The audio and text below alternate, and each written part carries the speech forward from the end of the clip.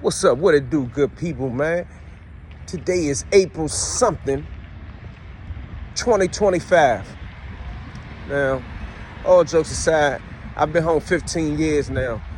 I woke up this morning and I got an email from a buddy of mine that remember the last time he saw me, and he said it was 15 years ago today. I didn't even realize that.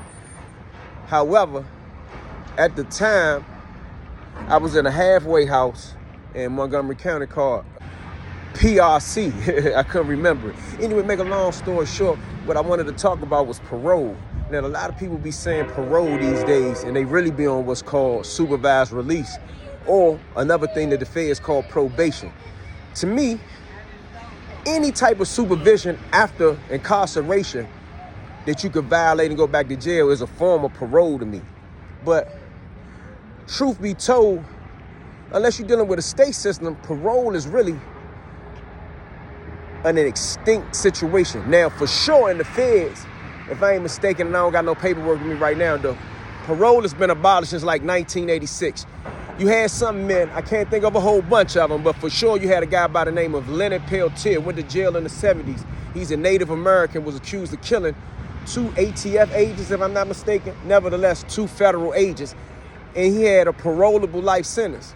They kept on hitting him and hitting him and hitting him forever and wasn't going to let him go. If it wasn't for Joe Biden not pardoning him, but commuting his sentence, right, he would still be in prison. George Jackson was sentenced to 1 to life in California state system.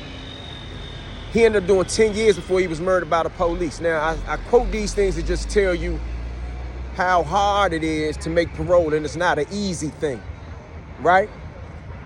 At the same time, at 16 years old, I went to jail and got a life sentence with a parole eligibility of 15 years. Or my parole eligibility, I got sentenced to 15 to life.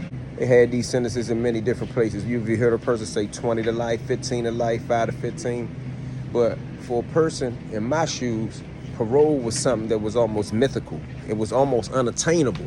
Like when you heard stories of people who went up for parole, if they made parole, it was almost like, they found a needle in a haystack. It was the holy grail. Like a couple of my buddies, shout out to SB, he did 25 years straight, made parole on his first time up.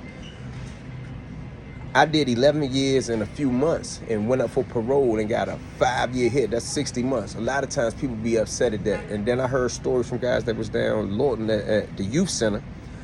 If they went in for a parole hearing and the examiner denied them or gave them a set off, they would go off, they would flip the table and kirk out like it was understood what was up with them. And I heard those stories as well. So anyway, when I got my hit, I was a little disappointed, but I had a lot of faith. So what I did was I went into the law.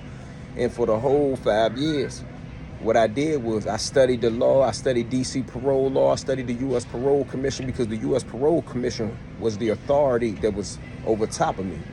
And to explain it to you, most time you go to prison in a state, the state parole system is over top of you. I know for example, in Maryland, they had a whole lot of legal stuff going on because the governor had to actually sign off on you for you to make parole, and it had technically made parole impossible to attain in Maryland.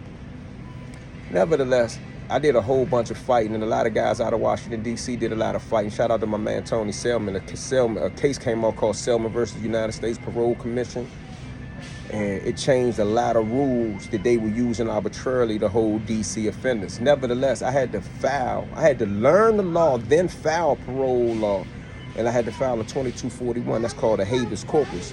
You file these things when you have to challenge the confinement or the legality of your confinement. I did that. You can look it up. Eon Williams versus Joyce Francis, because that was the warden. You have to file this paperwork against the person who is your custodian technically. And once you're sentenced in D.C., you're sentenced to the custody of the U.S. Attorney General.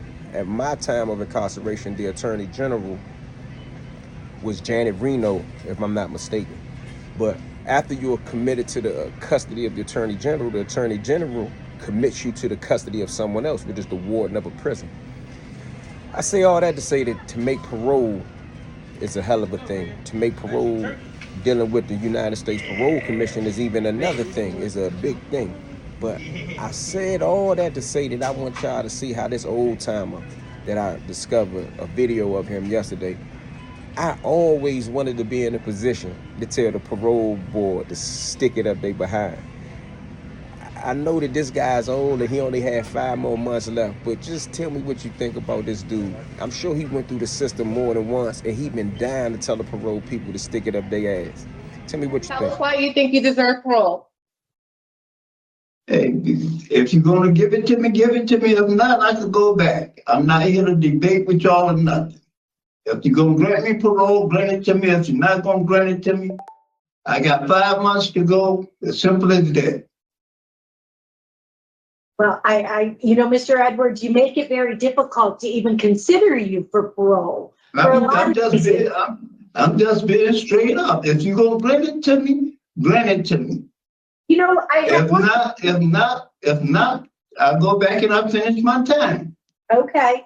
Well, why did you not want to cooperate with the parole officer? I'm cooperating, but I got caught with a gun. I'm guilty of that. Okay, I'm serving my time for that. I never said I didn't have it. I never said I didn't do it. If you're going to grant me parole, grant me parole. The reason I carry the gun, you want to know? Because I've been shot up 4 times. The reason I carry it is for my protection. Why is that? Yeah, and Mr. Edwards, you are prohibited from having a firearm. I understand you wanted it for your protection, and you were driving the car while drinking. After you had been drinking. I'm not denying it yet. Okay. And I got caught. And I'm in here. Yes. And I'm paying for it. I'm not asking nobody to do me no favor, do nothing for me. I am willing to do whatever I'm supposed to do. If I have to do all my time, I do all my time. If y'all don't want to grant me parole, don't grant it to me. I'm not going to cry about it. So regarding Kenneth Edwards, 065621, move to deny parole based upon criminal history, inadequate evidence of offender change, and inadequate institutional program participation. Is there a second? Second. Those in favor signify by saying aye. Aye. Those opposed, no. The ayes have it. Mr. Edwards, we weren't able to give you. Thank you. Y'all have a nice day. All right.